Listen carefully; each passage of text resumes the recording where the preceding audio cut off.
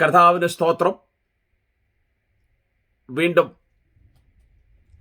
സായം സന്ധ്യ കഴിഞ്ഞ സമയത്ത്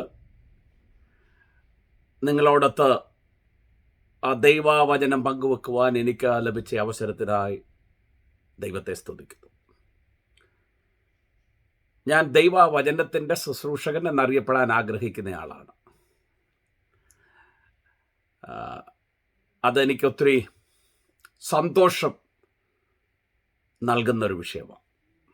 ഒരുപാട് സമയം ദൈവവചനം പഠിക്കേണ്ടതിനും ഒക്കെ ഞാൻ വേർതിരിക്കാറുണ്ട്. കർത്താവ് തന്ന ദൈവത്തിൻ്റെ കൃപയോർത്ത് ഞാൻ ദൈവത്തിന് സ്തോത്രം ചെയ്യുകയും, കഴിഞ്ഞ ദിവസം നിങ്ങളെന്നെ ശ്രവിച്ചു, അതിൽ ഞാൻ നിങ്ങളോട് കടപ്പെട്ടിരിക്കുന്നു, നന്ദിയുള്ളവനായിരിക്കുന്നു. എന്നെ ക്ഷണിക്കുവാൻ സന്മനസ് കാണിച്ച കർത്താവിൻ്റെ ദാസനും അദ്ദേഹത്തിൻ്റെ കുടുംബത്തിനും പ്രിയ സഭയ്ക്കും ഒരിക്കൽ കൂടെ ക്രിസ്തീയ വന്ദനത്തെ ഞാൻ ചൊല്ലുന്നു. ദൈവം നമ്മെ എല്ലാവരെയും അനുഗ്രഹിക്കുമാറാകട്ടെ. അടുത്ത ചില മിനിറ്റുകൾ നിങ്ങളുടെ ശ്രദ്ധയെ ഞാൻ ക്ഷണിക്കുന്നു. ദയവായി ശ്രദ്ധിക്കണമെന്ന് താല്പര്യപ്പെടുന്നു. നിങ്ങൾക്ക് എന്തെങ്കിലും ഞാൻ പറയുന്ന വിഷയങ്ങളിൽ സംശയമോ എന്തെങ്കിലും ഉണ്ടെങ്കിൽ ധൈര്യത്തോടെ എന്നെ വിളിക്കാം. നമ്പർ ഷാജി പാഷയുടെ കയ്യിലുണ്ട്, ചാൾസിൻ്റെ കയ്യിലുണ്ട്, ബി ബ്രദറിൻ്റെ കയ്യിലുണ്ട്. വിളിച്ചിട്ട് ചോദിക്കാം. രാത്രിയിൽ ഒരു മണി വരെ സമയം വരെ ഞാൻ ഉണ്ടായിരിക്കും. അത് കഴിഞ്ഞിട്ട് പിന്നെ 8 മണി കഴിഞ്ഞ് വിളിക്കാവും. അതുവരെ നമ്മൾ ഉറങ്ങുന്ന സമയമാണ് കേട്ടോ.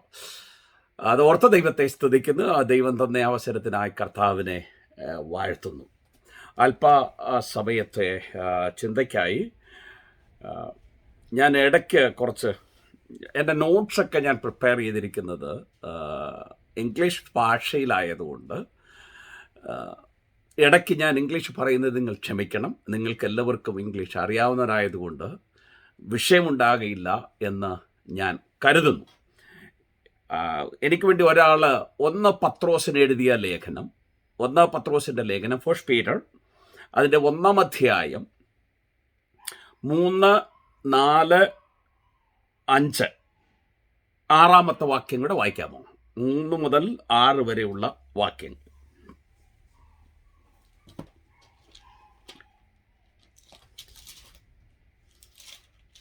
മൈക്ക് അൺമ്യൂട്ട് ചെയ്തിട്ട് വായിച്ചോളൂ, കുഴപ്പമില്ല.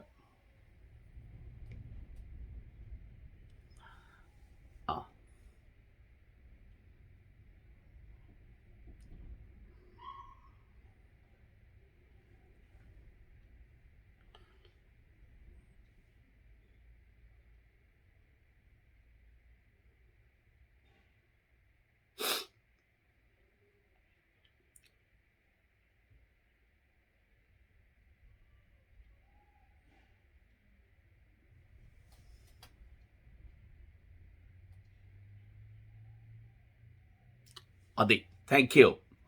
ദൈവവചനത്തിൻ്റെ കേൾവിയാൽ ദൈവത്തിൻ്റെ ആത്മാവ് നിങ്ങളുടെ ശുദ്ധ മനസാക്ഷിയെ തൊട്ടുണർത്തുമാറാകട്ടെ.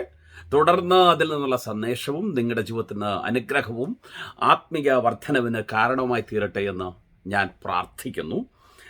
നമുക്ക് ഈ പത്രോസ് ലേഖനം എഴുതുന്ന സഭയെക്കുറിച്ച് നാം ചിന്തിക്കുമ്പോൾ, ഈ സഭ ഒരു സഭയല്ല, പല പ്രദേശത്തായി ചിതറിപ്പാർത്തിരിക്കുന്ന ദൈവമക്കൾക്ക് വേണ്ടിയാണ് അദ്ദേഹം ഈ ലേഖനം എഴുതിയിരിക്കുന്നത്. ആ ദൈവമക്കൾ ആ സമയത്ത് വളരെ സുരക്ഷിതരായി, ഒരു സാമൂഹ്യമായ വിപത്തും കൂടാതെ എല്ലാവിധ ആഡംബരത്തോടും കൂടെ പാർക്കുന്ന കാലഘട്ടമല്ല. പ്രസ്തുത ക്രിസ്തുയേശുവിലുള്ള വിശ്വാസ നിമിത്തം യഹൂദന്മാരിൽ നിന്നും അതോടൊപ്പം തന്നെ റോമാക്കാരായ ജാതികളിൽ നിന്നും വളരെ തീഷ്ണമായ പീഡനങ്ങൾ ഏറ്റുവാങ്ങിക്കൊണ്ട് പലരും വിശ്വാസത്തിന് വേണ്ടിയാണ് അവരുടെ പിതാക്കന്മാരുടെ സ്ഥലം വിട്ടോടേണ്ടി വന്നത്. അങ്ങനെ ആയിരിക്കുന്ന ഒരു സഭയിലെ വിശുദ്ധന്മാരെ അഡ്രസ് ചെയ്തുകൊണ്ടാണ് ദൈവദാസനായ പത്രോസ് ഈ ലേഖനം എഴുതുന്നത്. ഈ സാഹചര്യം, ഈ സഭകളായിരുന്ന സാഹചര്യം നമ്മുടെ ജീവിതത്തോടുള്ള ബന്ധത്തിൽ യാതൊരു വിധത്തിലും അർത്ഥവത്താകുന്നില്ല. നമ്മൾ പരദേശികളാണ്. അദ്ദേഹം എന്നറിയാമോ, ഇന്ത്യയിലല്ല ഓസ്ട്രേലിയയിലാണെന്ന് പറയും, അല്ലെ ഓസ്ട്രേലിയയിലല്ല അമേരിക്കയിലാണെന്ന് പറയും. നമുക്ക് ഈ പരദേശിയാണ് എന്നുള്ളത് കൊണ്ട് ഒരു ദോഷം സംഭവിക്കുന്നില്ല.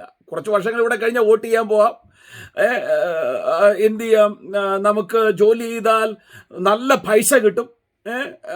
ചില ദിവസമൊക്കെ ഞാൻ പറയാറുണ്ട്, 1 ലിറ്റർ നമ്മുടെ ഇവിടുത്തെ പെട്രോൾ വില ഇന്ത്യയിലെ വില പോലെ തന്നെയാണ്. എന്നാൽ ഇവിടെ ജോലി ചെയ്യുന്ന ഒരാൾക്ക് 1 മണിക്കൂറിൽ കിട്ടുന്ന പൈസയായിട്ടൊന്ന് കമ്പയർ ചെയ്തേ. ഏകദേശം ഞങ്ങളുടെ ഇവിടെ 1 ചാക്ക് ഉള്ളി 10 കിലോ ചുമന്നുള്ളി ഉണ്ടല്ലോ, റെഡ് കളറുള്ള ബ്രൗൺ, അതാണ് റെഡ് $5 കിട്ടും എന്ന് പറഞ്ഞാൽ സ്പ്ലിറ്റ് ചെയ്ത് 250 രൂപ വെച്ചു. ഇന്ത്യയിൽ പോലും 1000 രൂപ വില കിട്ടുന്നവന് 1 കിലോ ഉള്ളി വാങ്ങിക്കണം 80 രൂപ അങ്ങോട്ട് കൊടുക്കണമെന്ന് പറയുന്നു. ഇവിടെ 10,000 രൂപ കൂടുതൽ ശമ്പളം വാങ്ങുന്നവനാണ് 50 രൂപ കൊടുക്കേണ്ടി വരുന്നത്. ഞാൻ മനസ്സിലായി. അപ്പൊ നമ്മൾ ഈ പരദേശിയാണെന്ന് പറയുമ്പോൾ നമുക്കൊരിച്ചിരി അഹങ്കാരം കൂടെ ഉണ്ട്. എന്നാൽ ഈ പറഞ്ഞ ആളുകളെ സംബന്ധിച്ചിടത്തോളം അവരുടെ പിതാക്കന്മാർക്ക് നിന്ന് അവർക്ക് ലഭിച്ച, അവർക്ക് ഭൗതികമായി ഉണ്ടായിരുന്ന ഇൻഹെറിറ്റൻസ് ഒക്കെ ഉപേക്ഷിച്ച് അന്നേരം കയ്യിൽ കിട്ടിയ കാര്യങ്ങളൊക്കെ പാക്കറ്റിലാക്കി പലായനം ചെയ്തവരാണ്. കുറച്ച് നാളുകൾക്ക് മുമ്പ് ബർമ്മയിൽ പ്രശ്നമുണ്ടായി. ഏതോ ഒരു മുസ്ലിം കമ്മ്യൂണിറ്റിയിൽ അവരെന്ത് ചെയ്തു, അന്നേരം കിട്ടിയ സാധനമൊക്കെ ചാക്കിലെടുത്ത് തലയിൽ കെട്ടി കിലോമീറ്ററുകൾ നടന്നു ഇന്ത്യയിലേക്ക് വരാൻ, ചതുപ്പിലൂടെ നദിയിലൂടെയൊക്കെ. അവർ വാസ്തവത്തിൽ പരദേശികളായിരുന്നു. കാരണം ആ രാജ്യത്ത് ഇന്ത്യയിൽ വന്നാൽ ഇന്ത്യയിലെ ഗവൺമെന്റ് കേവലം കടാക്ഷിച്ചെങ്കിൽ മാത്രമേ ഉപജീവനം മുൻപോട്ട് പോകുകയുള്ളൂ. അങ്ങനെ ഒരു സഭയായിരുന്നു. ഏതാണ് സഭകൾക്കാണ് പത്രോസ് ലേഖനം എഴുതുന്നത്. ആ സഭയ്ക്ക് എഴുതുമ്പോൾ പറയാ, ആദ്യ വാക്യം പറയുന്നത്, അവരുടെ ആത്മാവിനെ തൊട്ടുണർത്തേണ്ടതിന്, അവരെ ധൈര്യപ്പെടുത്തേണ്ടതിന്, അവരെ ക്രിസ്തുവിൽ ബലപ്പെടുത്തേണ്ടതിനാണ് ഈ ലേഖനം അദ്ദേഹം എഴുതിയത്. 3-ാമത്തെ വാക്യം, ആദ്യത്തെ വാക്യത്തിൽ താൻ ആരാണെന്നും അവരെ ആരാണ് വിളിച്ചതെന്നും ആ വിളിച്ചതിന്റെ ലക്ഷ്യം എന്താണെന്നും അതിനകത്ത് രേഖപ്പെടുത്തിയിട്ടുണ്ട്. പിതാവായ ദൈവമാണ് അവരെ വിളിച്ചത്. എന്തിനാ വിളിച്ച്? ആത്മാവിൽ അവരെ ശുദ്ധീകരിച്ച് അവരെ ദൈവത്തെ അനുസരിക്കേണ്ടതിനാ വിളിച്ചിരിക്കുന്നത്. മനസ്സിലാവുന്ന? അവിടെ യേശുക്രിസ്തുവിന്റെ രക്തം തളിച്ചിരിക്കുന്നു എന്ന് പറഞ്ഞിട്ടുണ്ട്. ഈ രക്തം തളിക്കുക എന്ന് പറഞ്ഞാൽ രക്ഷയോടുള്ള ബന്ധത്തിലുള്ള വിഷയമല്ല. മനസ്സിലായോ? അതാ രക്തം തളിക്കുന്നത്. നിങ്ങൾ പഴയ നിയമം പഠിക്കുകയാണെങ്കിൽ രക്തം തളിക്കുന്ന sprinkling of blood is not related to redemption or salvation. Rather, that is related to covenant. നിങ്ങൾക്ക് പഴയ നിയമത്തിലേക്ക് പഠിക്കാൻ പോകുമ്പോൾ മോശ ന്യായപ്രമാണം ഇസ്രായേൽ ജനത്തെ വായിച്ചു കേൾപ്പിച്ചു. അവിടെ ഒരു യാഗം നടത്തുന്നുണ്ട്. അപ്പം അന്നേരം എന്ത് ചെയ്തു? ആടുകളെ കൊന്നൊരു പാത്രത്തിൽ രക്തമെടുത്തു, യാഗപീഠത്തിന്മേൽ ഒഴിച്ചു പകുതി. എന്നിട്ട് ജനമെല്ലാം കേൾക്കെ വായിച്ചു. അപ്പൊ ജനം ഞങ്ങൾ പറഞ്ഞു, അവരെല്ലാം ഇവിടെ പറഞ്ഞു, ഏക സ്വരമാറ അവർ പറഞ്ഞു, എന്താ, ഞങ്ങളിത് അനുസരിക്കാം. അപ്പൊ മോശ എന്ത് ചെയ്തു? ബാക്കി വന്ന ബ്ലഡ് അവരുടെ മേളിൽ തളിച്ചു. എന്താ അത് പറഞ്ഞേ? ദൈവം കൊടുത്ത ഉടമ്പടി അവർ അനുസരിച്ചു കൊള്ളാമെന്ന് രക്തം തളിച്ച് അവർ ഉറപ്പാക്കി. ഇതാ ഇവിടെ പറഞ്ഞിരിക്കുന്നത്. യേശുക്രിസ്തുവിന്റെ രക്തത്താൽ നമ്മെ രക്ഷിച്ച ദൈവം, ആത്മാവിൽ നമ്മെ വിശുദ്ധീകരിച്ച ദൈവം പുത്രനെ അനുസരിക്കേണ്ടതിനാണ് വിളിച്ചിരിക്കുന്നത്. ആർക്കെങ്കിലും ദൈവത്തെ അനുസരിക്കാൻ ബുദ്ധിമുട്ടുണ്ടെങ്കിൽ നിങ്ങൾ ക്രിസ്ത്യാനി ആയിരിക്കാൻ യോഗ്യനല്ല.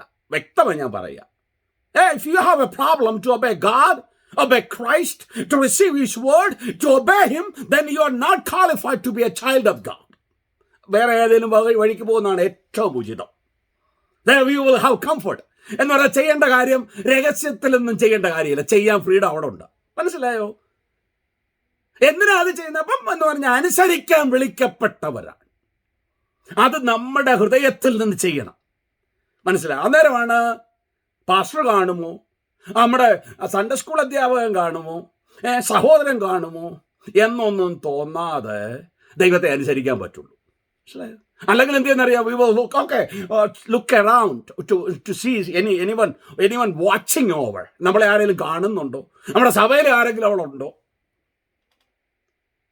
ഒരിക്കൽ ഞാൻ ഒരു രാജ്യത്തായിരുന്ന സമയത്ത് ഒരു ദേവദാസൻ, അപ്പൊ അദ്ദേഹം ഇങ്ങനെ ആ ഷോപ്പ് മുഴുവൻ ക്യാമറ വെച്ചിട്ടുണ്ട്. ആ ദേവദാസൻ വന്നിട്ട് 9 രൂപ 99 പൈസ വിലയുള്ള ഒരു സാധനത്തിന്റെ സ്റ്റിക്കർ ഒട്ടിച്ച് 400 രൂപ വിലയുള്ള ഒരു സാധനത്തെ ഒട്ടിക്കുക. ഇതെവിടെ നിന്നാണ്ട് കാണുക? ഓഫീസിൽ ഇരുന്നുകൊണ്ട് മാനേജർ കാണുന്നു. മാനേജർ എന്ത് ചെയ്തു? ഉടനെ അവിടുത്തെ സൂപ്പർവൈസറെ വിളിക്കുന്നു. സൂപ്പർവൈസർ സെക്യൂരിറ്റിയെ വിളിക്കുന്നു. അദ്ദേഹം സാധനം എടുത്തോണ്ട് ഷോപ്പിൽ ഈ ടില്ലിന്റെ അടുത്ത് വരിക, കൊണ്ട് ചെക്കൗട്ട് ചെയ്ത് പോകാൻ. എത്ര രൂപയുടെ സാധനം എന്നറിയാം? ഓൾമോസ്റ്റ് $400 വർത്തായ ഒരു സാധനം. അതിന്റെ പുറത്ത് ഒട്ടിച്ച സ്റ്റിക്കർ എന്നറിയാം, ബാർകോഡ് ഇളക്കി 9 രൂപ വിലയുള്ള ഒരു സാധനത്തിന്റെ. ആരാണെന്നറിയാമോ? ഒരു സഭയുടെ ശുശ്രൂഷകൻ. എല്ലാ ശുശ്രൂഷന്മാരും അങ്ങനെയാണ് നിങ്ങൾ ധരിച്ചു കടയില്ല. മനസ്സിലായോ? കർത്താവിനെ സ്നേഹിക്കുന്ന ഒരുപാട് ആളുകളുണ്ട്. അല്ലാതെ ക്രിസ്തീയ സഭ നിലനിൽക്കത്തില്ലായിരുന്നു. ഞാൻ പറഞ്ഞത്, ദൈവത്തെ അനുസരിക്കണമെങ്കിൽ അത് ഹൃദയത്തിൽ നിന്ന് ചെയ്യുന്നുണ്ടെങ്കിൽ ആരും കാണുന്നില്ലെങ്കിലും ആ പ്രമാണം നമ്മുടെ പ്രമാണമായിരിക്കും. മനസ്സിലായോ? അതാണ് നമ്മളെക്കുറിച്ച് ദൈവം ആഗ്രഹിക്കുന്നത്. Our commitment to truth to be always to be that commitment, even though there is nobody else to watch over. നമ്മെ കാണാൻ ആരുമില്ലെങ്കിലും ദൈവത്തോടുള്ള നമ്മുടെ കമ്മിറ്റ്മെന്റ് അതെപ്പോഴും അതുപോലെ ആയിരിക്കണം. അങ്ങനെയാണെങ്കിൽ നമുക്ക് ദൈവസന്നിധിയിൽ സന്തോഷമുണ്ടായിരിക്കും. അതിനപ്പോൾ ദൈവത്തിന്റെ ദാസനായ പറയുന്നത് 3-ാം വാക്യം പറഞ്ഞത് ഡോക്സാളജി എന്നാണ് വിളിക്കുന്നത്. പഠിക്കും ഡോക്സാളജി എന്ന് പറഞ്ഞാൽ doxa means praise, logos means word. എൻ്റെ അർത്ഥം ഇതാ, ദ പ്രൈസ് ഓഫ് ഹിം, ആരാധനയുടെ ഗാനം കൊടുക്കുക. പത്രോസ് 3-ാം വാക്യത്തിൽ പിതാവായ ദൈവത്തിന് മഹത്വം. അപ്പം നമ്മളൊക്കെ ചിന്തിക്ക് ഈ വേദനപ്പെടുന്ന സമയത്ത് എങ്ങനെയാ ദൈവത്തെ ആരാധിക്കുന്നതെന്ന്. യാക്കോബ് പറഞ്ഞു, നിങ്ങൾ കഷ്ടം സഹിക്കുന്നവർ എന്ത് ചെയ്യാനാ പറഞ്ഞത്? പ്രാർത്ഥിക്കട്ടെ. കഷ്ടം സഹിക്കുന്നവർ പ്രാർത്ഥിക്കട്ടെ. സന്തോഷമുള്ളവർ എന്ത് ചെയ്യട്ടെ? പാട്ട് പാടട്ടെ. അപ്പൊ പാട്ട് പാടേണ്ട ആരാ? സന്തോഷമുള്ളവർ. പക്ഷെ പത്രോസ് ഇവരോട് പറയാ, നിങ്ങൾ കഷ്ടം സഹിക്കുന്നവരാ, പക്ഷെ നിങ്ങൾ എന്ത് ചെയ്യണം? ദൈവത്തിന് സ്തോത്രം പാടണം. എന്നിട്ട് താഴോട്ട് വരുമ്പോൾ നമുക്ക് അറിയാൻ കഴിയും. അവിടെ പറഞ്ഞു, പത്രോസ് പറയാം, ഞങ്ങൾക്ക് അല്പസമയത്തേക്കുള്ള കഷ്ടതയിലും ഞങ്ങൾ സന്തോഷിക്കുന്നു. അതാ അതിന്റെ കാരണം. അല്പസമയത്തേക്കുള്ള ഞങ്ങളുടെ കഷ്ടത, ലിറ്റിൽ. ഇത് ഈ ലേഖനത്തിൽ സഫറിങ് ഒരു പ്രധാന വിഷയമാണ്. ദൈവജനത്തിന്റെ കഷ്ടത, ദൈവിക ഉദ്ദേശപ്രകാരമുള്ള കഷ്ടത. മനസ്സിലാകുന്നു? കൊലപാതകമായിട്ട് കഷ്ടം ചെയ്യുന്നതല്ല, മോഷ്ടിച്ചിട്ട് കഷ്ടം ആവുന്നതിലല്ല, മറ്റുള്ളവനെ അപകരിച്ചിട്ട് കഷ്ടത്തിലാകുന്നതല്ല, രാജാവിന്റെ പ്രവർത്തികളിൽ കൈയിട്ടേച്ച് രാജാവ് പിടിച്ച് ജയിലിലിട്ട് കഷ്ടമാകുന്നൊന്നുമല്ല. ക്രിസ്തുവേശു നിമിത്തം കഷ്ടം സഹിക്കേണ്ടി വന്നാൽ. കഴിഞ്ഞ ദിവസം ആന്ധ്രാപ്രദേശിലോ തെലങ്കാനയിലോ ഒരു സഹോദരിയെ അടിച്ച് തല പൊട്ടിയ ബ്ലഡ് ഊസ് ചെയ്യുന്ന പിക്ചർ ഞാൻ കണ്ടു ഒരു സോഷ്യൽ മീഡിയയിൽ. അപ്പോൾ അത് ഷെയർ ചെയ്യണമെന്നൊക്കെ പറഞ്ഞു. ഷെയർ ചെയ്യരുതെന്ന് ഞാൻ പറയുന്നില്ല. ആ സഹോദരിയെ സംബന്ധിച്ചിടത്തോളം യേശുക്രിസ്തുവിന് വേണ്ടി, സുവിശേഷത്തിന് വേണ്ടി കഷ്ടം സഹിക്കാൻ കിട്ടിയത് ഒരു വലിയ പ്രിവിലേജാണ്. അവരതിനു വേണ്ടി തലവെച്ച് കൊടുത്തതല്ല. സുവിശേഷം പ്രസംഗിച്ചു, സുവിശേഷം അറിയിച്ചു. അതുകൊണ്ട് എന്ത് ചെയ്തു? അവർ ഉപദ്രവിക്കപ്പെട്ടു. അവർക്ക് എന്താ അവരെ തിരിച്ചറിയുന്നതെന്നറിയാമോ? When she stand before Christ she will be known differently. അവളെ അവിടെ വെച്ച് വേർതിരിച്ചറിയാൻ കഴിയും നമുക്ക്. നല്ല കൗച്ചിലൊക്കെ ഇരുന്ന്, നമ്മൾ കൗച്ച് റിക്ലൈനറിലൊക്കെ ഇരുന്നുകൊണ്ടായിരിക്കും ചിലപ്പോൾ കാണുന്നത്. കാല് വേണേ നീട്ടി വെക്കുക. അതൊന്നും എനിക്ക് വിരോധമല്ല, നിങ്ങൾ ചെയ്യല്ലെന്നൊന്നും ഞാൻ പറയില്ല. No, I am not worried about that. നിങ്ങൾക്കുള്ള കംഫർട്ടൊക്കെ നിങ്ങൾക്ക് ഉപയോഗിക്കാം കേട്ടോ. പക്ഷെ കംഫർട്ടൊക്കെ നഷ്ടപ്പെട്ട് കഴിയുമ്പോൾ, ഒരു ദിവസം ഒന്ന് നഷ്ടപ്പെട്ട ഉടനെ എന്ത് ചെയ്യരുത്? നിരാശരാകരുത് എന്ന് മാത്രമേ ഉള്ളൂ. ഉള്ളതിനെ നന്നായി ഉപയോഗിക്കുന്നതിനൊന്നും ദൈവത്തിന് വിരോധമൊന്നുമില്ല. അപ്പോൾ ആ സഹോദരിയെ സംബന്ധിച്ചിടത്തോളം അത് ദൈവത്തിന് സാക്ഷിയാകാൻ കിട്ടിയ ഒരു മഹാ അവസരത്തെ അവർ നന്നായിട്ട് ഉപയോഗിച്ചു. That's what the greatest things friends. അതാണ് സഹോദരങ്ങളെ ഏറ്റവും വലിയ കാര്യം എന്ന് പറയുന്നത്. എന്നിട്ട് ദൈവത്തിൻ്റെ, നമ്മളെ സംബന്ധിച്ചിടത്തോളം ദൈവത്തെ ബ്ലസ് ദ ലോർഡ് എന്ന് എഴുതിയിരിക്കും. ബ്ലസ് എന്ന് പറഞ്ഞാൽ എന്തുവാ? ദൈവത്തെ അനുഗ്രഹിക്കുക. Worship God. വർഷിപ്പ്, ദൈവത്തെ ആരാധിക്കുന്നത് സഭായോഗത്തിൽ വന്ന് 2 പാട്ട് പാടുന്നതല്ല. അത് വേണമെന്നല്ല ഞാൻ പറഞ്ഞു. ഓക്കെ, ദൈവത്തെ ആരാധിക്കുന്നത് പ്രത്യക്ഷത്തിൽ നമ്മുടെ ജീവിത ശൈലിയാണ്. Our lifestyle has to reflect the greatness of our God. ഈ ദൈവം സൃഷ്ടിച്ച എല്ലാം ദൈവത്തിന്റെ മഹാത്മ്യത്തെ വിളിച്ചറിയിക്കുന്നുണ്ട് ഇല്ലേ? ആകാശം, ഭൂമി, ചന്ദ്രൻ, സൂര്യൻ എല്ലാം ദൈവത്തിന്റെ മഹാത്മ്യത്തെ എന്ന് പറഞ്ഞാൽ അവന്റെ ഗ്രേറ്റ്നെസ്സിനെ, അവന്റെ വിഷ്ഡം. അതുപോലെയാണ് നമ്മളും യേശുക്രിസ്തുവിന്റെ രക്തത്താൽ പുതിയ ജനമാക്കിയ, പുതു സൃഷ്ടിയാക്കിയവർ ദൈവത്തിന്റെ വീണ്ടെടുപ്പിന്റെ പ്രവൃത്തിയുടെ മഹാത്മ്യം വെളിപ്പെടുത്തുന്നവരാകണം. We should be people showing forth the greatness of our redemption. വീണ്ടെടുപ്പിന്റെ മഹാത്മ്യം അത് തിരിച്ചറിഞ്ഞാൽ പൗലോസ് പറയുന്നവരടുത്ത് ഇങ്ങനെ പറയുന്നുണ്ട്, പറഞ്ഞറിയിക്കാൻ കഴിയാത്ത അത്ര മൂല്യമുള്ള ദാനത്തിനായി സ്തോത്രം എന്ന്. ഒരു ദാനമുണ്ട്, ആ ദാനത്തിന് സ്തോത്രം ചെയ്യാം. അത് അതിന്റെ മൂല്യം പറഞ്ഞറിയിക്കാൻ എന്തില്ല, കഴിയില്ലെന്ന് അദ്ദേഹം പറയുന്നത്. That's what it is. അപ്പൊ അത് നമ്മൾ തിരിച്ചറിയുമ്പോൾ നമുക്കത് മനസ്സിലാകും. ദൈവത്തിന്റെ വചനത്തിൽ കൽപ്പനയാണ് നാം ദൈവത്തെ എന്ത് ചെയ്യണം, ആരാധിക്കണമെന്നുള്ളത്. സഭായോഗത്തിൽ വരുമ്പോൾ നമ്മൾ ആസ് എ ബോഡി കളക്റ്റീവ് സെൻസിൽ ആരാധിക്കുന്നത്, മനസ്സിലാകുന്നു. മറ്റൊരു ഇൻഡിവിജ്വൽ കപ്പാസിറ്റിയിലാണ്, വ്യക്തി എന്ന നിലയിലാണ് നമ്മുടെ ജീവിത ശൈലി. മറ്റൊന്ന് നമ്മുടെ vocals and with posture of our body, നമ്മുടെ ശരീരത്തെയും നമ്മുടെ ശബ്ദത്തെയും ഒക്കെ ഉപയോഗിച്ചുകൊണ്ട് സഭയായി കടന്നു വരുമ്പോൾ. വർഷിപ്പ് ലീഡേഴ്സൊക്കെ ആവശ്യമാണ് കേട്ടോ, പക്ഷെ പാട്ട് അവർക്ക് വേണ്ടി മാത്രം കൊടുക്കല്ല. നമ്മൾ കാഴ്ചക്കാരായി കൈകെട്ടി അവിടെ നിൽക്കുന്നവരാകില്ല. അവർ ഇൻസ്ട്രുമെന്റ് വായിക്കാനുള്ളവർ അത് തന്നെ ചെയ്യണം. ട്രെയിൻഡായ ആളുകൾ വേണം ചെയ്യാൻ. അത് വാസ്തവത്തിൽ പാടുമ്പോൾ നമ്മൾ കൂടെ പാടാൻ കഴിയണം. എന്നിട്ട് എന്ത് ചെയ്യണമെന്ന് പറയുമ്പോൾ അത് ഹൃദയത്തിൽ നിന്ന് ദൈവത്തിന് കൊടുക്കാൻ കഴിയണം. പാട്ടുകൾ ചിലപ്പോൾ നമ്മുടെ സഭായോഗങ്ങളിലെ പാട്ടുകളൊക്കെ ശ്രദ്ധിക്കുകയും വേണം. നിങ്ങളെ വിമർശിക്കല്ലേ, പാട്ടുകൾ പലപ്പോഴും പ്രാർത്ഥനാ ഗീതങ്ങളാകാറുണ്ട്. നിങ്ങൾ ശ്രദ്ധിച്ചിട്ടുണ്ടെന്ന് എനിക്കറിയാം, ഞാൻ ശ്രദ്ധിക്കാറുണ്ട്. നമുക്ക് ആരാധിക്കാമെന്ന് പറഞ്ഞിട്ട് പാടുന്ന പാട്ടേതാ? അഴലേറും ജീവിതം അരുവിൽ. എന്തുവാ പാട്ടിലെ ഉള്ളടക്കം? പ്രബോധനമാ. എന്തോ പ്രബോധനം. പാട്ടിൽ ഉള്ളടക്കം കീർത്തനമാകണം. ആരാധനാഗീതങ്ങളുടെ ഉള്ളടക്കം കീർത്തനമാകണം എന്ന് പറഞ്ഞാൽ സ്തുതിയാകണം, ദൈവത്തിനെ കുറിച്ചുള്ള വർണ്ണനയാകണം, ദൈവത്തിന്റെ പ്രവർത്തികളെ കുറിച്ചുള്ള വിവരണമാകണം. സഹോദരൻ കൊടുക്കുന്ന പ്രബോധനമോ എന്തുവാ, കുറെ ആഗ്രഹങ്ങളുണ്ട്. നമുക്ക് ഒത്തിരി ആഗ്രഹമുണ്ട്. ആഗ്രഹങ്ങൾ ചേർത്തുള്ള പാട്ടുകളൊന്നും പാടല്ലെന്നല്ല പറഞ്ഞേ, എന്നൊക്കെ പ്രത്യേക സന്ദർഭത്തിൽ വേണം പാടാൻ. സഭായോഗത്തിന് പാടുമ്പോൾ ഇസ്രായേൽ ജനത്തിന്റെ ഈ സങ്കീർത്തനങ്ങളെ അവർ വേർതിരിച്ചിട്ടുണ്ട്. എന്താ പറയുക, ചില സങ്കീർത്തനങ്ങളെ അനുതാപ സങ്കീർത്തനങ്ങൾ, അതിന് പ്രത്യേക ദിവസങ്ങളെ അവർ പാടത്തുള്ളൂ. പിന്നെ ഹാലേൽ സങ്കീർത്തനങ്ങൾ എന്ന് പറഞ്ഞാൽ അതിൻ്റെ ഉള്ളടക്കം എന്തെന്നറിയാമോ? പ്രൈസ്. അതാണ് അവരുടെ കളക്റ്റീവ് സെൻസിൽ അവർ ഉത്സവങ്ങൾക്കൊക്കെ കടന്നു വരുമ്പോൾ പാടുന്നത്. ഏക സ്വരമാട് പാടും, യഹോവ നല്ലവനല്ലോ. അപ്പൊ അവിടെ ജനം ഒന്നിച്ചൂടെ അവന്റെ ദയന്നേക്കുമുള്ളത്. അവർ ഒരുത്ത പറയും, അന്നേരം അവിടെ കൊയർ പാടും, ഞങ്ങളുടെ താഴ്ച ഞങ്ങളെ ഓർത്തവനാ. അവർ പറയും അവന്റെ ദയന്നേക്കുമുള്ളത്. അപ്പൊ അവരുടെ ജീവിതത്തിൽ ദൈവം ചെയ്ത പ്രവർത്തികളെ അനുസ്മരിച്ചും അവരുടെ വീണ്ടെടുപ്പിനെ ഓർത്തും അവരുടെ ദൈവം ആരാണെന്ന് കേൾവിക്കാരായ ആരെങ്കിലും വന്ന് അവിടെ നിൽക്കുന്നുണ്ടെങ്കിൽ തിരിച്ചറിയേണ്ടതിന് ആ ദൈവത്തെ പ്രകീർത്തിച്ചും കൊണ്ടുള്ള കീർത്തനങ്ങൾ. ഒരു ജാതിയൻ വന്ന് അവരുടെ ആരാധന അറ്റൻഡ് ചെയ്യാൻ വന്നാൽ എന്ത് എന്നറിയാമോ? അവന് മനസ്സിലാകും ഇസ്രായേലിന്റെ ദൈവമായ യഹോവ സർവത്തിന്റെയും സൃഷ്ടിതാവാണ്.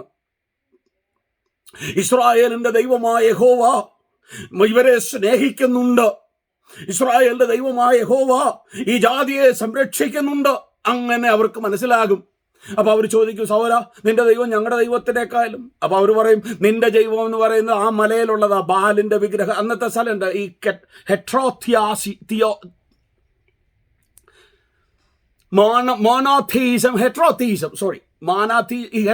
എന്ന് പറഞ്ഞാൽ അന്നത്തെ ഏൻഷ്യന്റ് ആളുകൾക്ക് ഓരോ ഗ്രൂപ്പിനും ഓരോ ദൈവങ്ങളുണ്ട്, അല്ലെ ഓരോ മലയ്ക്കും ഓരോ ദൈവങ്ങളാണ്. മനസ്സിലായോ? അപ്പൊ ഒരു ജിയോഗ്രാഫിക്കൽ ഏരിയയിൽ ഒരു ദൈവമുണ്ട്.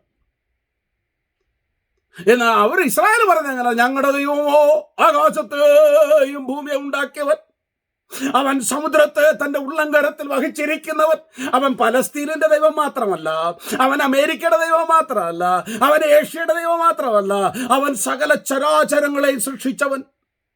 കാക്കക്കുഞ്ഞിനും ആഹാരം കൊടുക്കുന്നവൻ, അനാഥരെയും വിധവകളെയും പരിപാലിക്കുന്നവൻ, നീതി ചെയ്യുന്നവൻ,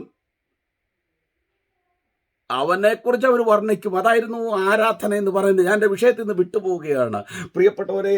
അവനെക്കുറിച്ചുള്ള ആരാധന നമ്മുടെ ജീവിതത്തിൽ എപ്പോഴും ഉണ്ടായിരിക്കണം. നമ്മുടെ ജീവിതത്തിൻ്റെ സാഹചര്യം എന്തും ആയിക്കൊള്ളട്ടെ, നമുക്ക് കർത്താവിനെ ജീവിതം കൊണ്ടും നമ്മുടെ വാക്കുകൾ കൊണ്ടും മഹത്വീകരിക്കാൻ കഴിയണം. ദൈവത്തിൻ്റെ ദാസനെ പൗലുസും ശീലാസും ജയിലിലിട്ടു. അവർക്ക് പ്രാർത്ഥിക്കാം ആ സമയത്ത്. അപ്പോൾ അവർ രണ്ടുപേരോട് എന്ത് ചെയ്തു? പാട്ടുപാടി. അവരോട് എഴുതിയിരിക്കുന്നത് ഹി വർ പ്രൈസിങ് ഗാഡ്. ഒന്ന് ആലോചിച്ച് നോക്കുക. That's so strange. ലൈക്ക് ജയിലിൽ കിടക്കുന്നവർ ആ സമയത്ത് ജയിലറെ ചീത്ത വിളിക്കാനും, നിന്നോട് ദൈവം നോക്കിക്കൊള്ളൂടാ, നമ്മുടെ ഉപദേശിമാരൊക്കെ പറയും, നമ്മളെ ആരും ഉപദ്രവിച്ചാൽ നിന്നെ ദൈവം തട്ടിക്കളയും. പെട്ടെന്ന് വരുന്ന വാക്യം അതാണ് പറയുന്നത്. ഞങ്ങളുടെ നാട്ടിൽ 2 സഹോദരങ്ങൾ തമ്മിൽ ഒരു സഭയിൽ അംഗങ്ങളായിരുന്നു. ഒരിക്കൽ വഴക്കുണ്ടായി. റോഡിന് താഴെ മേളിൽ താമസിക്കുന്നത്. അപ്പൊ താഴത്തെ വീട്ടിലെ ആളുകൾ ആദ്യമേ പാട്ട് പാടാൻ തുടങ്ങി സന്ധ്യാപ്രാർത്ഥനയ്ക്ക്.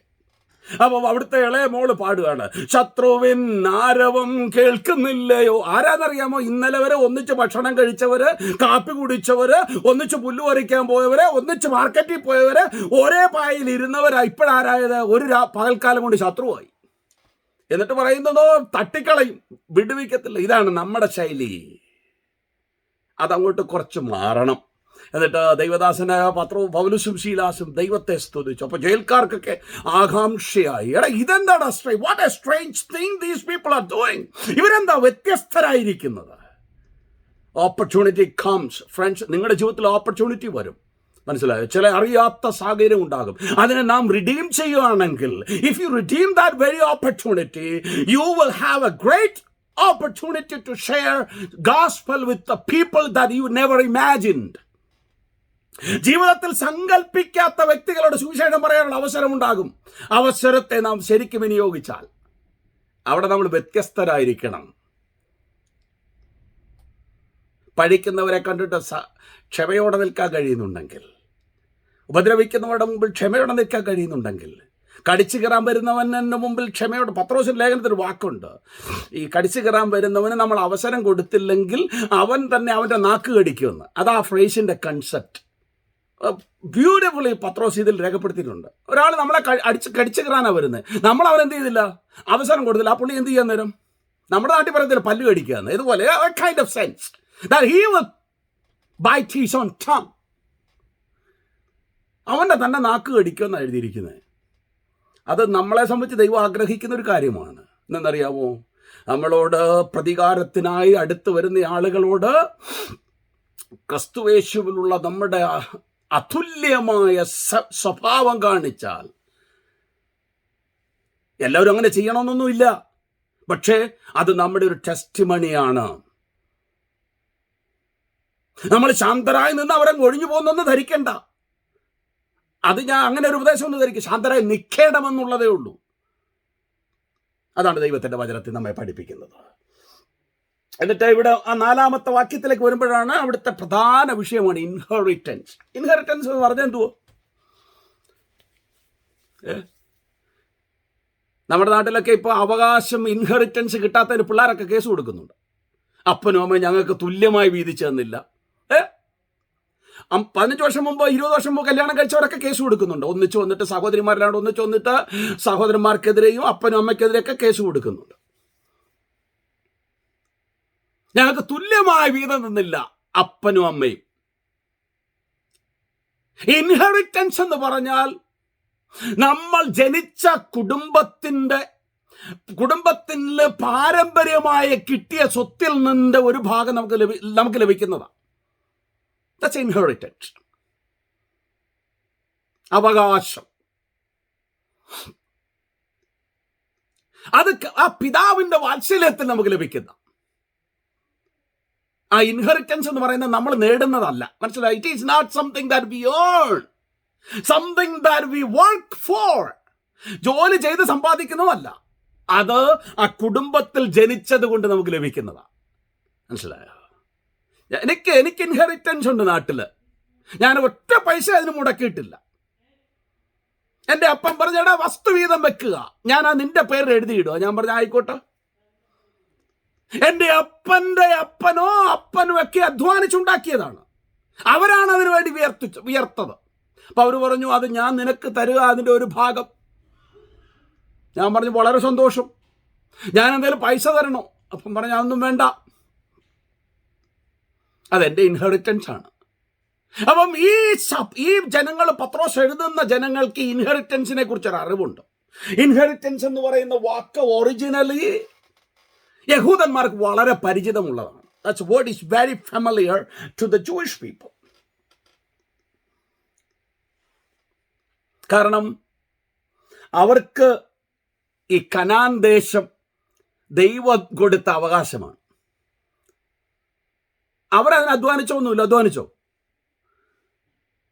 അവരൊന്നും അധ്വാനിച്ചില്ല. ദൈവം അവരെ പ്രത്യേക സാഹചര്യത്തിൽ വളർത്തി. 70 പേരായിരുന്നു ഈജിപ്തിലേക്ക് പോയെ. നിങ്ങൾ ചിന്തിച്ചു നോക്കിയേ, 70 പേര് പ്രതികൂലമായ ഒരു കാലാവസ്ഥയിൽ പാർത്താൽ നമ്മുടെ എല്ലാം ചോദിക്കുക, നമ്മുടെ തലമുറ മലയാളികളായി വളരണമെന്ന് നമുക്ക് ഒത്തിരി ആഗ്രഹം കാണാമായിരിക്കും, കുറേ ആളുകൾക്കെങ്കിലും. I guarantee it may last for 3 generations. Mostly. When I take my last breath, I don't think that my grandson will walk as a Malayali. Israel ജനത്തെ 70 പേര് ചെന്നു. അടുത്ത ഒരു 100-300 വർഷം ഒരു പ്രത്യേക സ്ഥലത്ത് എക്സ്ക്ലൂസീവ് പ്ലേസിൽ അവരെ ദൈവം സൂക്ഷിച്ചു. എത്രയാണെന്നറിയോ? To make them a great nation, that nation to be a light of the world. ലോകത്തിന് വെളിച്ചമായിരിക്കേണ്ട ഒരു വലിയ രാഷ്ട്രമായി അവരെ മാറ്റേണ്ടതിന്. അതിനാണ് അവരെ കൊണ്ടുപോയത്. അവരുടെ ജോലി ഈജിപ്തിൽ വെറുക്കുന്ന ജോലിയാണ്. എന്തോ ഇടയന്മാർ. അവർ കലാകാരന്മാരായിരുന്നില്ല, അവർ കൽപ്പണിക്കാർ. അതൊന്നും ചെയ്യല്ല എന്നല്ല ഞാൻ പറഞ്ഞേ. എന്ന് പറഞ്ഞാൽ ഈജിപ്തുകാർ ആഗ്രഹിക്കുന്ന തരത്തിലുള്ള അഭ്യസനമൊന്നും നടത്തിയവരല്ലായിരുന്നു. ആടുകളെ മേയ്ക്കുന്നവരായിരുന്നു. അപ്പൊ ഈജിപ്തുകാർ അവരെ വെറുത്തിരുന്നു. അതുകൊണ്ട് എന്ത് ചെയ്തറിയാം, ഇവർക്കൊരു എക്സ്ക്ലൂസീവ്നെസ് ഉണ്ടായി. അത് ഒത്തിരി നാൾ തലമുറയായി അങ്ങനെ നിന്നിട്ട് ഒരു രാഷ്ട്രമായപ്പോൾ എന്ത് ചെയ്തു? ദൈവം മോശയെ അയച്ചു. ദൈവം അത്ഭുതം ചെയ്ത് അവരെ കൊണ്ടുവന്ന് കനാൻ ദേശം അവർക്ക് അവകാശമായി കൊടുത്തു. ഇസ്രായേൽ ജനം ഭൂമിയിലെ ആക്ഷരിക ജനമായിരുന്നു. അതുകൊണ്ട് അവർക്ക് ഒരു ആക്ഷരികമായ ഭൂമി ദൈവം കൊടുത്തു. എന്നാൽ ദൈവസഭ ഒരു ആക്ഷരിക രാഷ്ട്രമല്ല, അത് ആത്മിക രാഷ്ട്രമായിരിക്കുകൊണ്ട് നമുക്കൊരു അവകാശമുണ്ട്. അതെവിടെ വെച്ചേക്കുന്നേ? സ്വർഗത്തിൽ സൂക്ഷിച്ചിരിക്കുക. നമ്മൾ പലപ്പോഴും ഭൂമിയിലുള്ള വസ്തുക്കൾക്ക് വേണ്ടിയാണ്. We wanted certain decorations to feel good, നന്നായി തോന്നാൻ വേണ്ടിയിട്ട്. That's what ours are. ഒരു സ്ഥലത്ത് ഞാൻ ഒരു രാഷ്ട്രത്തിൽ പോയപ്പം അപ്പോൾ ഒരു സഹോദരി സഭയെ സാക്ഷി പറയുക, ഞങ്ങളുടെ അയൽക്കാർക്ക് 3 ഏക്കർ തറയുണ്ടായിരുന്നു. അപ്പോൾ ഞങ്ങളുടെ പ്രാർത്ഥന ഞങ്ങൾക്ക് 3.5 ഏക്കർ വേണമെന്നാണ്. അപ്പോൾ അവർക്ക് 3 ഏക്കർ, ഞങ്ങൾക്ക് 3.5 ഏക്കർ. ആ രാജ്യത്ത് എന്ന് ഈ പുള്ളിക്കാരി രാത്രി പകലും കൂടാതെ അധ്വാനിച്ചു. കുറച്ച് നാൾ കൊണ്ട് 3.5 ഏക്കർ സമ്പാദിച്ചു. കുറച്ച് നാളുകൾക്ക് മുമ്പേ, certain years ago, ഞാൻ അവരോട് പറയാം, പാസ്റ്ററെ നോക്കി, അപ്പച്ചൻ ഉണ്ടായിരുന്ന കാലത്ത് റബ്ബർ വെട്ടാൻ ആളുണ്ടായിരുന്നു, ഇപ്പോഴവിടെ നോക്കാൻ ആരും ഇല്ലെന്ന്. ഈ 3.5 ഏക്കർ എന്ത് സംഭവിച്ചു? ഉണ്ടാക്കിയതോ രാത്രിയും പകലുമെന്നില്ലാതെ ജോലി ചെയ്തിട്ട്. അപ്പോൾ ഭയങ്കര സങ്കടമാണ്. റബ്ബർ വെട്ടിയിട്ട് പൈസ കിട്ടുന്നില്ല, വെട്ടാൻ ആളില്ല, വലിയ ബുദ്ധിമുട്ടാ.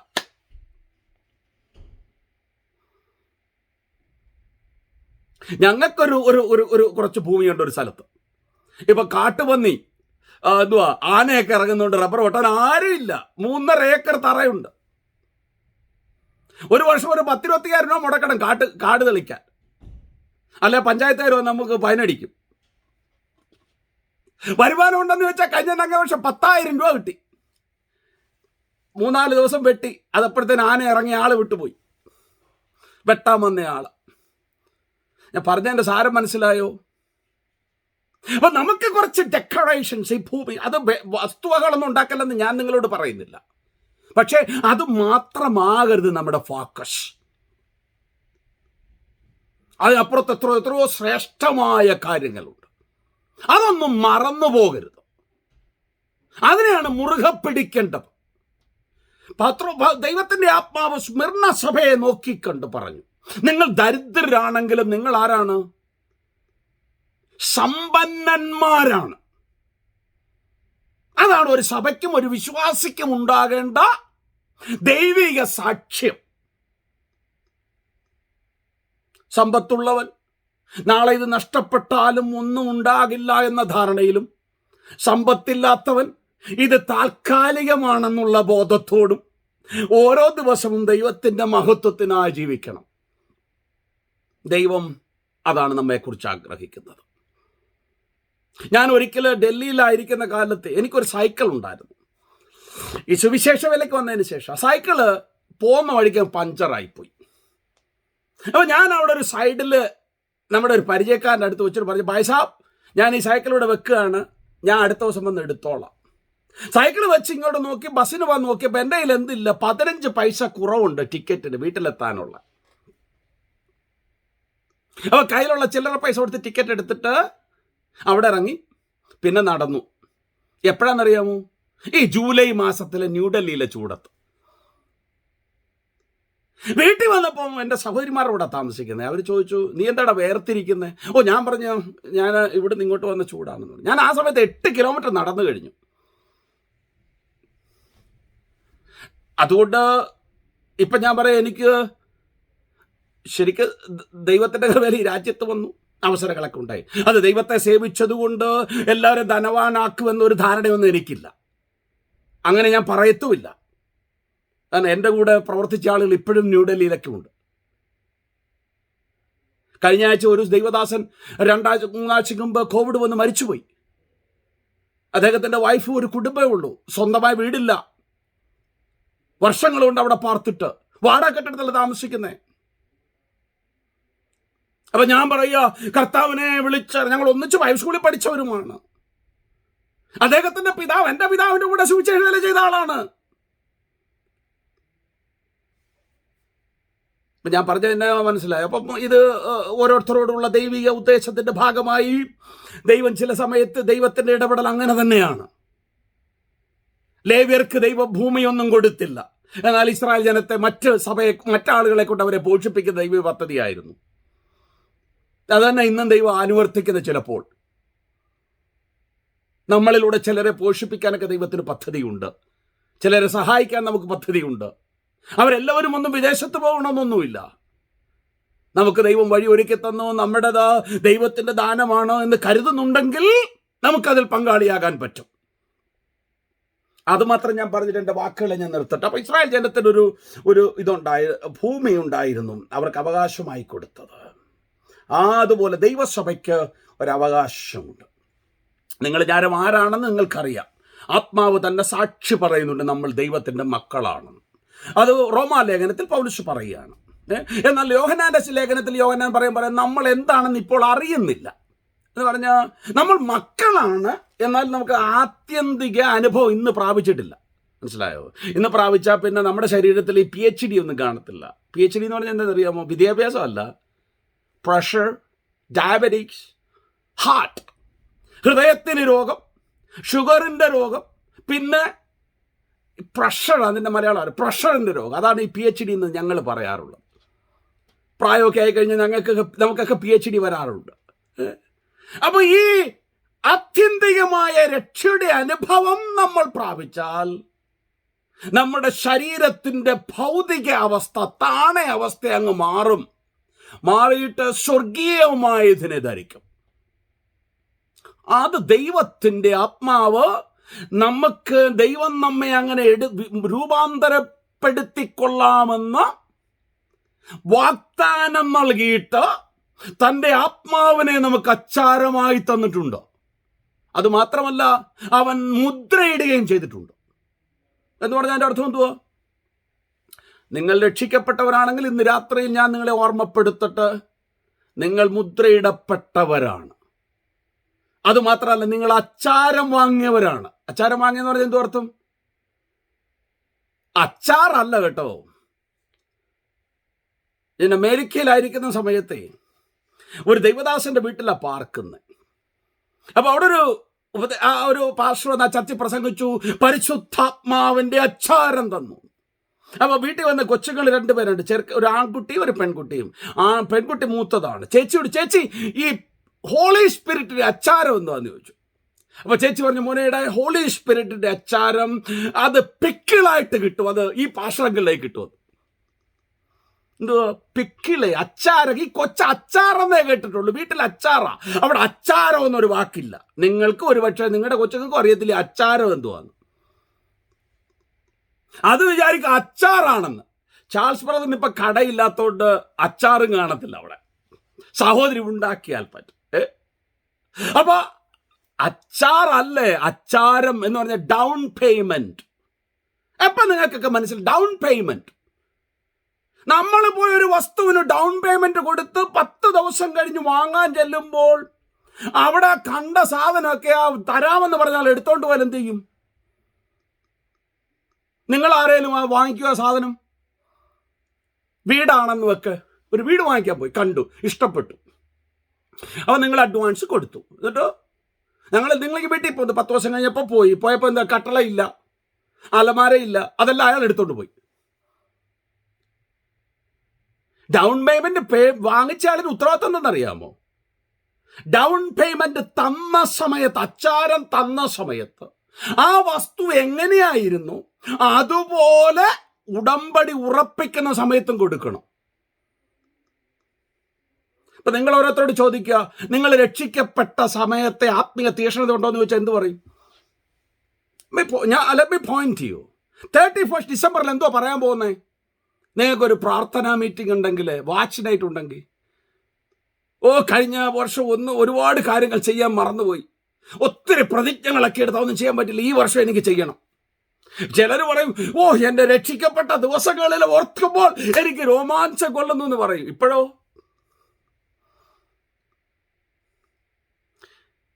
തമാശയല്ല. വീണ്ടും ജനിച്ച ദിവസം നിനക്ക് ആത്മാവിനെ അച്ചാരം തന്ന ദൈവമുണ്ടെങ്കിൽ കുറഞ്ഞ പക്ഷം അതുപോലെയെങ്കിലും ആത്മീയ ജീവിതം സൂക്ഷിക്കണം. വളർന്നില്ലെങ്കിലും വേണ്ടില്ല. അത് വളരരുതെന്നല്ല ഞാൻ പറഞ്ഞത്, അങ്ങനെ പറഞ്ഞു എന്നാരും പറയരുത്.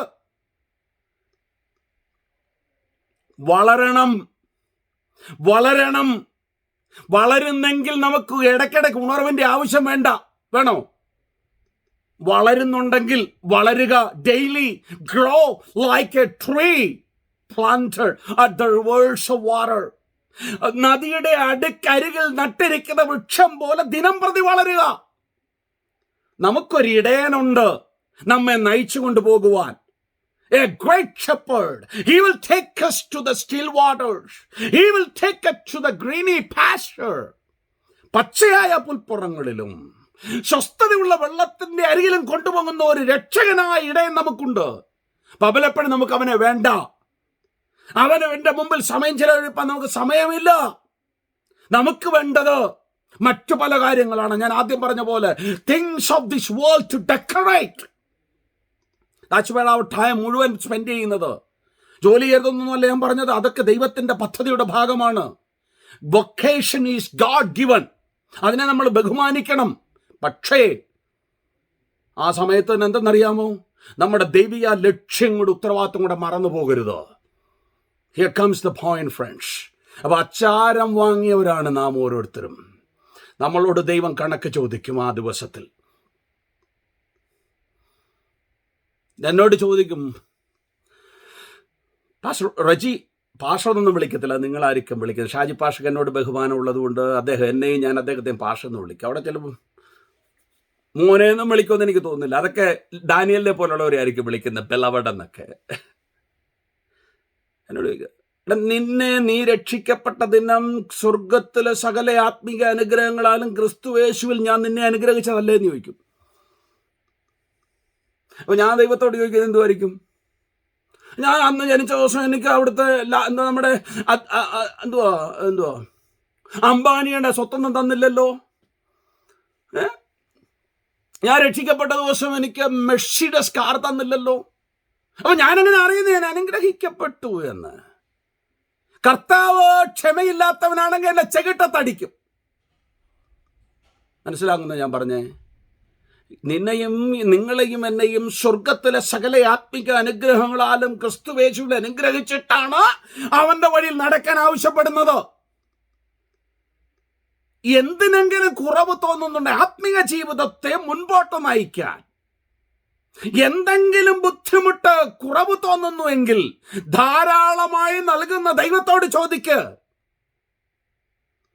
മോൻ മീൻ ചോദിച്ചാൽ അവന് പാമ്പിനെ കൊടുക്കുന്ന ഭൗതിക പിതാക്കന്മാരില്ലെങ്കിൽ ദൈവത്തോട് ചോദിക്കുന്നവനെ ആത്മാവിനെ എത്രയധികം കൊടുത്ത് ആ മനുഷ്യന്റെ ജീവിതത്തെ സമ്പുഷ്ടമാക്കും. അതുകൊണ്ടേ നമുക്ക് മുൻപോട്ട് പോകാൻ കഴിയുള്ളൂ. അതിന് അമാന്തിക്കരുത്, അതിന് വൈമുഖ്യം കാണിക്കരുത്. We have an inheritance.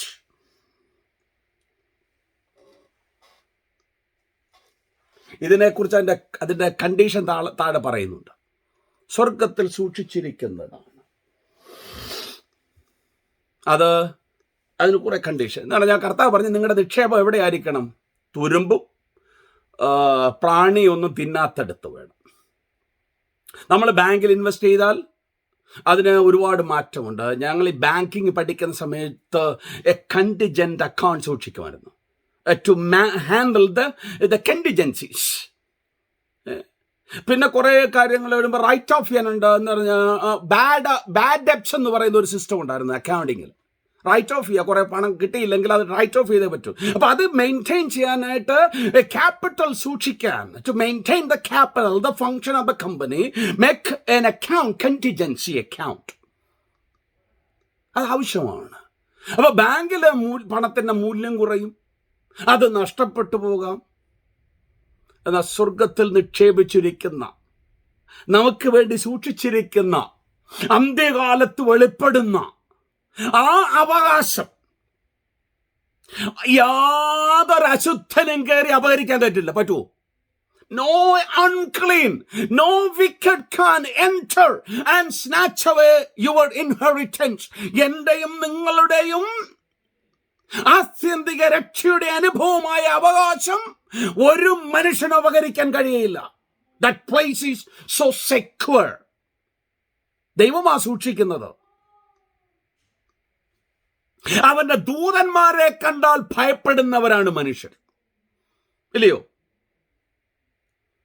ദൈവത്തിന്റെ ദാസനായ ദാനിയേൽ ദൂതറിയിക്കാൻ വന്ന ഈ ദൂതനെ തടുത്തുകൊണ്ട് പിശാചിന്റെ ദൂതന്മാർ അവനെ വിലക്കി. നിങ്ങൾ ദാനിയേൽ പ്രവചനം വായിക്കാൻ മനസ്സിലാവും. കുറച്ച് ദിവസം അവനെ വിലക്കി നിർത്തി. അപ്പം മിഖായേൽ വന്നാരാ? മിഖായേൽ, the archangel of God, ദൈവത്തിന്റെ പ്രധാന ദൂതൻ, ആർക്ക് ഏഞ്ചൽ. അവനെ യുദ്ധം ചെയ്തു, അവനെ വെട്ടി. എന്നിട്ടാണ് എന്ത് ചെയ്ത് ദാനിയേലിന്റെ അടുത്ത് ദൂത് സംഭവിച്ചെന്ന് പറഞ്ഞാൽ, ദൈവത്തിന്റെ ദൂതൻ അവന്റെ ശോഭയിൽ പ്രത്യക്ഷപ്പെട്ടാൽ നമ്മളൊക്കെ ഒളിക്കാനുള്ള സ്ഥലം തേടും. അങ്ങനെയാണെങ്കിൽ അഗ്നിമയ രഥങ്ങളിൽ സഞ്ചരിക്കുന്നവനും ഉയർന്നും പൊങ്ങിയുമുള്ള സിംഹാസനത്തിൽ ഇരിക്കുന്നവനും ആർക്കും അടുത്തുകൂടാൻ കഴിയാത്ത വിധം വെളിച്ചത്തിൽ വസിക്കുന്നവൻ. The light of God's glory is the dazzling power of His own holiness. അവന്റെ വിശുദ്ധിയുടെ എന്താ പറയുന്ന ഡാസ്ലിംഗ് പവറാണ് അവന്റെ ഹോളിനെസ്. കൺസ്യൂമായി പോകും, അവിടെ ആർക്കും കടന്നിടുക. പിന്നെ പറഞ്ഞ സ്വർഗത്തിൽ സൂക്ഷിച്ചിരിക്കുന്നതും നിങ്ങളെ സൂക്ഷിക്കുന്നതും. സൂക്ഷിക്കുക, നമ്മളെ എന്ത് ചെയ്യുക? അവനെ സൂക്ഷിക്കുക. വിശ്വാസത്താൽ ദൈവശക്തിയിൽ കാക്കുന്ന നമ്മുടെ ഇൻഹെറിറ്റൻസ് ദൈവമാണ് സൂക്ഷിക്കുന്നത്. അപ്പൊ നമ്മളെ ആരാ സൂക്ഷിക്കുന്നത്? ദൈവമാണ്. അങ്ങനെ നമുക്ക് ഈ അവകാശം പ്രാപിപ്പാൻ കഴിയുള്ളൂ. അതുകൊണ്ട് പ്രിയപ്പെട്ടവരെ, ഞാനെൻ്റെ വാക്കുകൾ ഉപസംഹരിക്കട്ടെ. എനിക്കും നിങ്ങൾക്കും ഒരു അവകാശമുണ്ട്.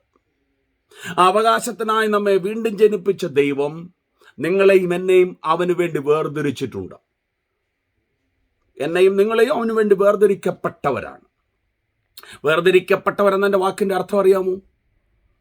ഇനി വിശുദ്ധം എന്നതിൻ്റെ ഓപ്പോസിറ്റ് എന്ത്? ഒരാൾ അറിയാവുന്ന ഒരാൾ മൈക്ക് ഓഫ്, ഇപ്പം ഞാൻ നിർത്താൻ ഭാഷ കേട്ടോ, മൈക്ക് ഓഫ് ചെയ്തിട്ട് പറയാം, വാക്കുകൾ മൈക്ക് ഓൺ ആക്കിയുണ്ട്. വിശുദ്ധം എന്നതിൻ്റെ വേദപുസ്തക വിപരീതം എന്ന് പറയാമോ?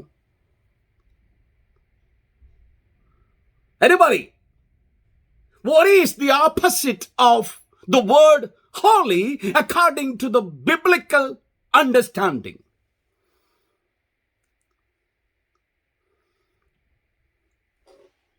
നിങ്ങൾക്ക് പറയാൻ മടിയാ, നിങ്ങൾക്ക് അറിയില്ലാത്തല്ല എന്ന് ഞാൻ വിശ്വസിക്കുന്നു. നിങ്ങൾക്ക് പറയാൻ മടിയായതുകൊണ്ട് ഞാൻ തന്നെ പറയാം. അതിൻ്റെ അർത്ഥം കോമൺ. എന്തോ? കോമൺ, സാധാരണം.